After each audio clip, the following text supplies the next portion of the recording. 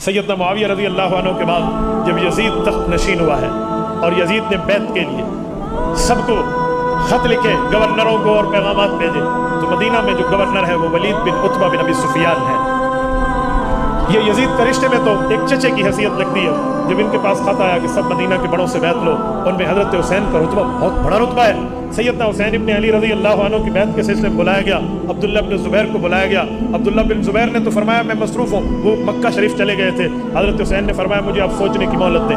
میرے دوستوں میں یہاں ایک ساتھ جملہ کہتا جاؤں، حضرت حسین رضی اللہ عنہ نے جو سوچنے کی مہلت دی ہے، وہاں سے مکہ مکرمہ کا سفر کیا ہے۔ یہ جو مکہ آئے ہیں، حضرت حسین نے بیعت سے انکار کر کے مکہ مکرمہ آئے اور وہاں سے کربلا اور وہاں سے عراق تشریف لائے ہیں۔ اس پر ایک غلط فہمی اپنے ذہن سے نکال لیں۔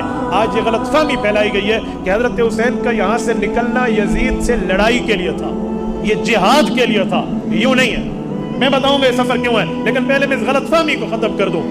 اگر یہ جہاد کے لیے تھا، اگر اس وقت لڑائی کے لیے تھا، حضرت حسین اپنی بیوی بچوں کو ساتھ لائے یا نہیں لائے؟ بولیے، گھر کی خواتین کو لائے یا نہیں لائے؟ خواتین کو ساتھ لے کر جہاد کیا جاتا ہے۔ آج کشمیر کے حالات خراب ہیں، جب ابھی بارڈر پہ جانے کا حکم آ جائے تو ہمارے فوجی اپنی بیوی بچوں کو لے کر جائیں گے؟ بولیے، تو یہ بیوی بچوں کو ساتھ لے کر کیوں گئے؟ تاریخ کو مسخ کیوں کرتے ہو؟ جھوٹ کیوں بولتے ہو؟ حقیقت بتائیں کہ کس لیے نکلے تھے؟ حضرت حسین کا موقف یہ تھا، یزید خلافت کا اہل نہیں ہے۔ ٹھیک موقف تھا ان کا، ہم تائید کرتے ہیں حضرت حسین کے موقف کی۔ حضرت حسین اس لیے نکلے تھے کہ یزید کے معاملے کو دیکھا جائے، ابھی جو لوگ بیعت کر رہے ہیں ان کو روک دیا جائے تاکہ اس کی خلافت منعقد نہ ہو سکے۔ وہ اس وجہ سے نکلے، اس جگہ سے سفر کیا۔ یہ تو اس کے بعد ظالموں نے راستے میں شہید کر دیا، اور یزید سے ظالم فاسق اور فاجر نے بدلہ نہ لے کے خود کو قاتلوں کی صف میں ٹھہرا دیا۔ اب وہ اس سے بھی برا بن گیا، یہ تو اور بات ہے، لیکن یہ سفر لڑنے کے لیے نہیں تھا، یہ سفر حالات کے معلوم کرنے کے لیے، اپنے ساتھ عوام کو ملانے کے لیے تھا، یہ لڑنے کا سفر نہیں تھا۔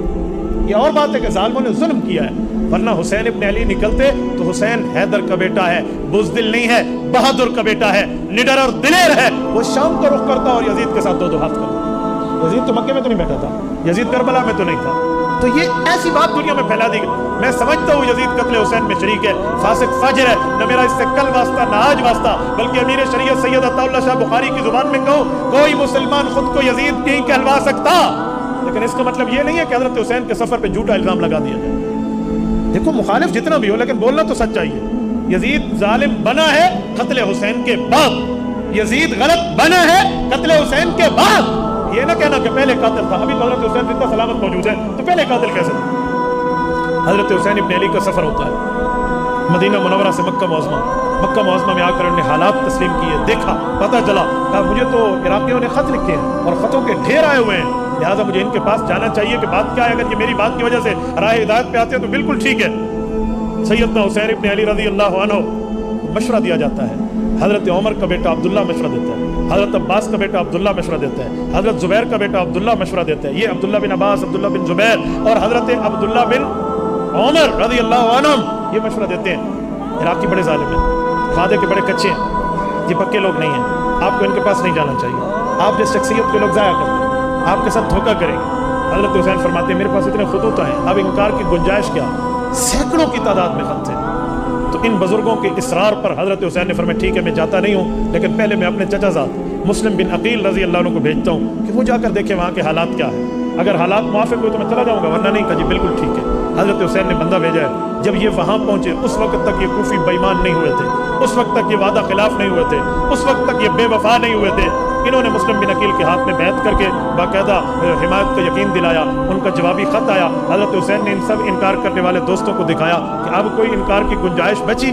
اجی نہیں بچی۔ حضرت حسین کا سفر شروع ہوتا ہے۔ جب سیدنا حسین ابن علی سفر شروع کرتے ہیں، عین اس وقت یزید کی طرف سے گورنر کوفے کا تبدیل کر دیا جاتا ہے۔ سیدنا نعمان ابن بشیر رضی اللہ عنہ جو صحابی تھے، یزید نے خیانت کرتے ہوئے ان کو ہٹایا، اس کی جگہ ایک ظالم عبید اللہ بن زیاد کو بھیجا۔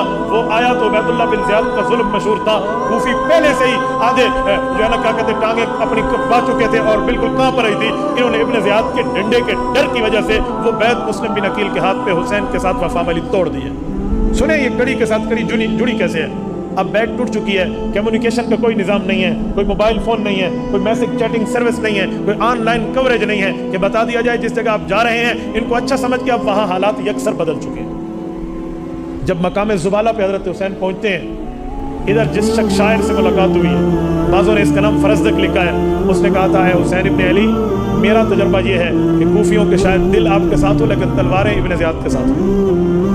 بہرحال حضرت حسین قریب جب وہاں پہنچتے ہیں تو پتہ چلتا ہے کہ مسلم ابن عقیل، جس کو میں نے وہاں کے حالات معلوم کرنے کے لیے بھیجا تھا، اس عظیم شخصیت کا بے دردی سے قتل کر دیا گیا ہے۔ وہ شہید ہو چکے ہیں۔ ان کے بچوں کے ساتھ اور ان کے ساتھ جو ظلم ہوا ہے نا، میرے پاس لفظ نہیں ہے میں اس پر کلام کر سکوں۔ جو ظلم ان ظالموں نے شہید کیا ان کو، اور پھر اس کی سزا ابن زیاد کو ملی ہے۔ میں ابن زیاد پر آگے بات کروں گا کہ اس کا حشر ہوا کیا تھا۔ حضرت حسین ابن علی رضی اللہ عنہ کے لشکر سے مسلم ابن عقیل کے رشتہ دار کھڑے ہوتے ہیں کہ اب تو ہم قصاص لینے کے لیے جائیں، اب تو ہم بدلے کے لیے جائیں۔ بہرحال جب وہاں پہنچتے ہیں تو ابن زیاد نے ایک اپنے گھڑ سوار کو 1000 بندے دے کر اپنی طرف سے ایک کمانڈر کو بھیجا ہے۔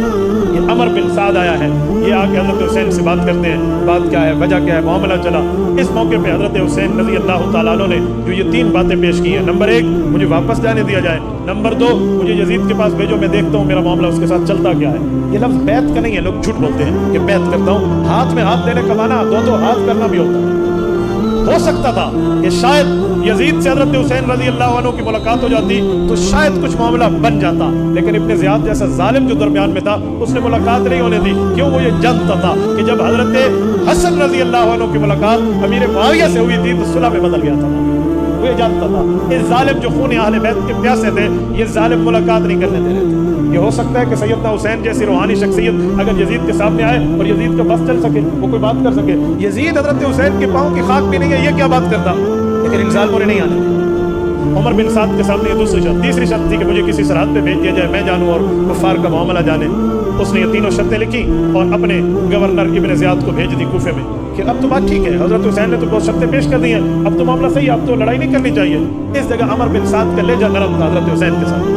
جب یہ خط اس کا گورنر کے پاس ابن زیاد کے پاس پہنچتا ہے تو وہاں ایک اور ظالم بیٹھا ہے جس کو شمر ابن ذوالجوشن کہتے ہیں۔ یہ شمر ابن ذوالجوشن، اس کی ایک بہن ہے ام بنین، وہ سچی اور اچھی خاتون ہے، وہ حضرت علی المرتضیٰ کی بیوی ہے۔ ان کا ایک بیٹا عثمان ابن علی ہے اور شمر ان کا بھائی ہے ام بنین کا، لیکن یہ ظالم حضرت حسین کا بغض اپنے دل میں رکھتا ہے۔ اس ظالم نے گورنر کو مشورہ دیا کہ نہیں، اس کو چھوڑنا نہیں ہے، اگر یہ آج تمہارے ہاتھ سے چلا گیا اپنے بندے اور لے کر پھر آئے گا، اس نے پھر ہمارے معاملے کے خلاف کرنا ہے، اس کو میرے ہاتھ میں بیعت کر۔ ابن زیاد کا کہا، کتنی گھٹیا شرط ہے، کتنی۔ ان کا حکمران یزید حضرت حسین کے پائے کا نہیں ہے، اور حکمران کا بھی جو ہے نا کیا کہتے ہیں وہ گورنر حضرت حسین کی بیعت لے، نوکران چاکران کی کیش۔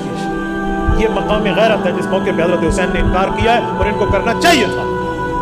سیدنا حسین ابن علی المرتضیٰ رضی اللہ عنہ نے فرمایا جی میں یہ کام نہیں کر سکتا، آپ مجھے اپنے بڑے سے ڈائریکٹ ملواؤ، میں وہاں بات کر لیتا ہوں۔ ہو سکتا ہے حضرت حسین کو جو شک تھا یزید پر کہ اس کی نمازیں ٹھیک نہیں ہیں، اس کے حالات ٹھیک نہیں ہیں، اس کے اعمال ٹھیک نہیں ہیں، حضرت حسین یزید کو یہی کہتے کہ اعمال ٹھیک کر ورنہ آپ تیرے ساتھ 2 ہاتھ کرتے۔ ہو سکتا تھا کچھ معاملہ بنتا، لیکن یوں ہو نہ سکتا۔ اب جب ابن زیاد نے شمر کی یہ بات سنی، کہا اچھا، کہا عمر بن سعد جس کو آپ نے لشکر دے کر پہلے بھیجے وہ تو حسین کے ساتھ مل گیا، اس بندے کو ہٹا دو، مجھے بھیجو۔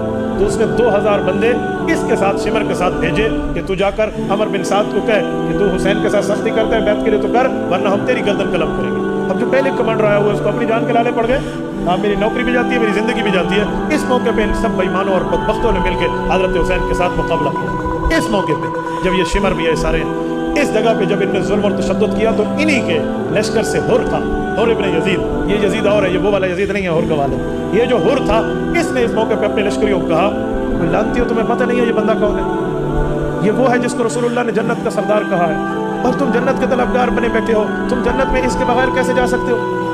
تمہیں اتنی حیا نہیں آتی، اس کی زبان رسول اللہ نے چوسی ہے، اسے رسول اللہ نے پہلی گھٹی دی ہے، یہ فاطمہ کی نسل ہے، یہ حیدر ابن ابی طالب کا فرزند ہے، اور اس کا رتبہ آپ نہیں جانتے، اس کا فضل نہیں جانتے، اس کی کتنی اچھی 3 شرطیں تھی، تم مان لیتے، تم نے آگے جو ہے نا کیا کہتے ہیں ہٹ دھرمیاں شروع کر دی ہیں، اپنی شرطوں سے ہٹو ورنہ میں تمہارے ساتھ نہیں رہ سکتا۔ اس موقع پہ حر کی غیرت جاگی تھی، اس نے وہاں سے گھوڑے کو ایڑ لگائی اور حسینی قافلے میں آ کر شامل ہوا۔ ایسے ظالموں سے حر نکلا گیا، اور وہ بندہ جب تک حضرت حسین کی شہادت حمایت میں شہید نہیں ہوا نا وہ واپس نہیں گیا وہاں، شہادت کے بعد اس کو قبرستان لے جایا گیا ہے۔ تو اس جگہ یہ جنگ ہے، اس جنگ میں سراسر جن لوگوں کا ہاتھ ہے وہ یہ کوفی ہیں، وہ یہ ظالم ابن زیاد ہے، وہ شمر ہے، ان لوگوں نے آ کر معاملے کو خراب کیا اور بات بننے نہ دی۔ سیدنا حسین ابن علی رضی اللہ عنہ کی شہادت کے بعد ظلم دیکھیں، جب ابن زیاد کے دربار میں حضرت حسین رضی اللہ عنہ کا سر مبارک رکھا گیا تھا تو وہ لاٹھی سے اشارے کر کے ہونٹوں پہ مار رہا تھا، کہتے اس وقت حضرت حسین کی داڑھی مبارک وسمہ یہ یمنی مہندی ہے، اس کے ساتھ رنگی ہوئی تھی۔ تو اس نے اشارہ کیا ہے تو ایک بوڑھے صحابی رسول حضرت زید بن ارقم رضی اللہ عنہ بیٹھے۔ یہ وہ زید بن ارقم ہے جب کافروں نے اپنا پارلیمنٹ دار الندوہ سے بنایا تھا تو زید کے والد ارقم نے اپنا گھر دار ارقم کہہ کر حضور پاک کا پارلیمنٹ بنایا تھا۔ یہ اس وقت بہت بوڑھے تھے۔ انہوں نے کہا یا ابن زیاد، ترمذی میں لفظ موجود ہے، کہا ظالم آرد ان قضیبک ولقد رأیت رسول اللہ صلی اللہ علیہ وسلم مرارا یلازمہ، کہا اپنی اس لاٹھی کو ہے بدبخت یہاں سے ہٹا دے، میں ان ہونٹوں کو کئی بار رسول اللہ کو چلتے دیکھا، کئی بار حضور پاک علیہ السلام کو چلتے دیکھے، اپنے یہاں سے ہاتھ سے۔ اس کے بعد ان ظالموں کو ظلم دیکھیں، انہوں نے لشکر شام بھیجا یزید کے پاس۔ یزید کی سب سے بڑی خامی جو اس کو برباد کر کے لے گئی ہے اور دنیا آج یزید پر جو ہے نا کیا کہتے ہیں تف کر رہی ہے، اس کی بنیادی وجہ یہ ہے جب اس کو قتل حسین کی خبر ملتی ہے تو اس کو چاہیے تھا یہ ان قاتلین کا کلا کما کر یہ حضرت حسین رضی اللہ عنہ کے قتل کا بدلہ لیتا۔ نواسے رسول کی شہادت، ان سب کے خونوں سے حسین کا پسینہ افضل تھا، کوئی عام بات تو نہیں تھی، لیکن اس نے کیا بدلہ لیا؟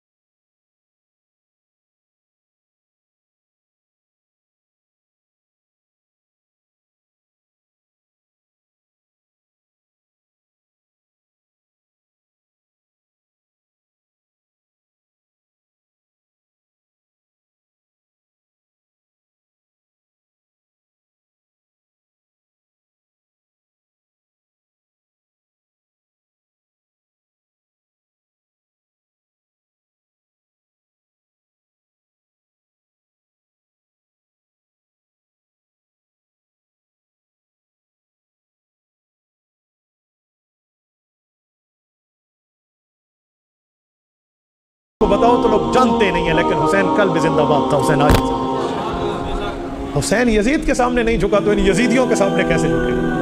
اور میرے دوستو یہ 10 محرم الحرام عصر کی نماز سے پہلے کا سن 61 ہجری، سیدنا حسین رضی اللہ تعالیٰ عنہ کی عمر 54 سال ہے اس ٹائم، 54 سال، ایک روایت میں آتا ہے 58 سال ہے، اتنی عمریں ہیں سیدنا حسین ابن علی رضی اللہ تعالیٰ عنہ کے ساتھ ان لوگوں نے اس لشکر میں یہ کام کیا۔ یہ جو دنیا میں پھیلایا جاتا ہے نا کہ اہل بیت کی خواتین نے سروں سے چادریں اتار لی تھی، اس جھوٹ جیسا دنیا میں کوئی اور جھوٹ نہیں ہے۔ یہ زینب اہل بیت کی وہ اہم ترین شخصیت ہے جس نے اپنی ماں فاطمہ سے حیا سیکھا ہے، وہ فاطمہ جس نے فرمایا تھا میرا جنازہ رات کو اٹھے غیر محرم کی نظر بھی میرے جنازے کی چادر پہ نہ پڑے، یہ اس کی بیٹی ہے، اسے سر ننگا نہ کہو۔